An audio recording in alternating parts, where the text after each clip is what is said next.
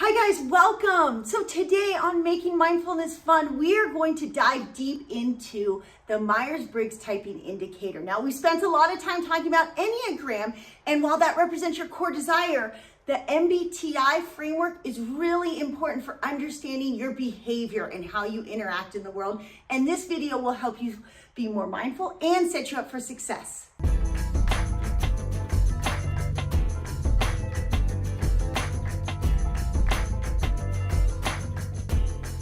If this is your first time to our channel here at Making Mindfulness Fun, we help you on your journey to higher consciousness so you can experience more joy, love, and emotional liberation. Before we get into the video though, please make sure that you like this video, subscribe to our YouTube channel, and turn on those post notifications because we try to put out a video every single day on mindfulness using Enneagram, chakras, you name it, so that you can make your mindfulness practice more fun.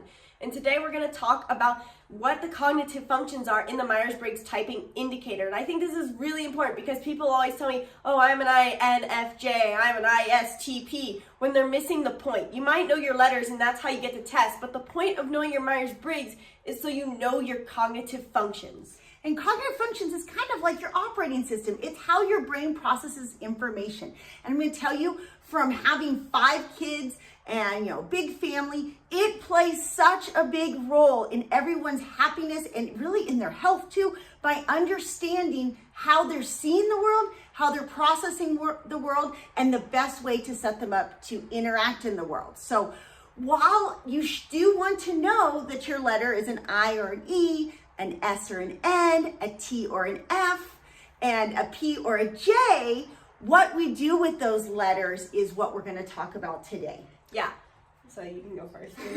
So the first thing that you should know is that you have 4 different functions, and you're always going to have an N function and an S function. So you could, even if you're an intuitive type or an observant type, you're still going to have an intuitive function and an observant function. The difference is going to be is that if you're an N type, your N function is going to be closer to primary, and if you're an S type, your S function is going to be closer to primary. You're also going to have a T thinking function and a F feeling function.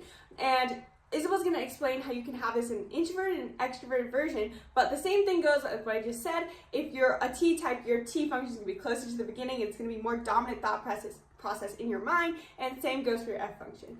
Yeah, so what are the cognitive functions? You're probably watching this video because you don't even know what the heck cognitive functions are in the first place, and Gabby gave a great overview for the beginning. But something to keep in mind if you don't know it all is there are 8 cognitive functions total, and there's things like NI and NE. There's one for each letter and an extroverted and an introverted version. So for an overview, there's NI, like the letter N and I, NE, SI, SE, FI, FE, TI, and TE. You might want to write these down to follow along with the video, or we'll have it linked in the description to learn more about it as well. But you have 4 of these functions out of 8, and the other 4 are not part of your equation. But depending on your personality type, you're going to have 4 of these functions, and they're going to be in a certain order, of the dominant to the inferior. You have the function that you use the most, that is the first way that your brain processes, and then you have a secondary one, and then a third way, and then your inferior one. So each one is called the dominant, is your dominant function. That's the first way you process information. So say, for example, I'm a TI type. The TI means that you process information, you put into boxes. So the very first thing I do as I'm living, as I'm going about life, is I'm putting things into boxes. And then I have my secondary function, that is my SE. And so that means my second way of processing information after I put it all into boxes is to touch, to use my experiences and my surroundings. Then I have a third function, which is NI, which is then I'm third after I take in the information, then process it. A function I'm kind of bad at but want to be good at is processing ideas and turning things into ideas. And then I have my inferior function, my last one, which is what I'm bad at, but I still have the ability to do, which is FE. So I'm going to be more empathic towards people, but I have struggle with that a little. And I think that part is really important and a little bit hard to grasp, in that if 8 functions, we tend to rely only on 2. And with a lot of practice in mindfulness, we get good at a third. And sometimes with a whole lot of mindfulness, we get good at that 4th. But we have to have patience for ourselves because it takes a while to develop those. Learning to catch yourself to be mindful of those 2 dominant functions can help you so much because it helps you understand why you might see the world or process the world or interact in the world in a different way than your friends or your kids or your parents or people that you perceive are against you, when it's really their functions happen to be different. We always joke that because both of us have a TI function and she has a TE function, a lot of times we have to go into our work environments in a different way, and maybe not go into our work environments, but process information in our work a different way. She has to make notes physically on paper. She has to map it out so that she can see the whole vision of it. Whereas me and Isabel can kind of like just put the information into boxes in our brains, and we can kind of just walk around and keep it like that. Sometimes it prevents us from having perfect clarity and vision on something, but sometimes that's just how our brain works. It works better for us to organize things in our brain. It works better for her to organize things in person in the extra. I would say they're so great. Say, for example, at like Instagram, they know exactly like a specific post.